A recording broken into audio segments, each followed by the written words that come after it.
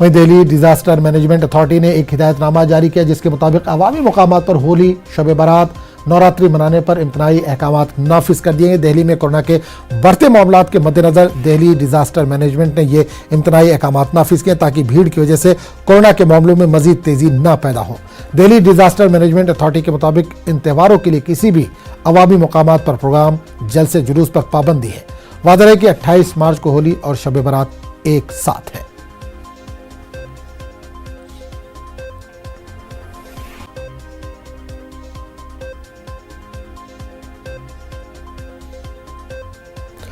Islamic centre of India Lucknow की जानिब से शब बारात के सिलसिले में एडवाइजरी जारी की गई है। मौलाना खालिद रशीद फरंगी महली ने लोगों से अपील की है कि होली दहन और शब बारात एक ही तारीख को होने के सबब कौमी हम आहंगी और भाईचारा बनाए रखें और एक दूसरे के जज्बे का एहतराम करें। साथ ही कोरोना गाइडलाइन की पासदारी करें ताकि मुल्क से कोरोना को हराने में आसानी हो।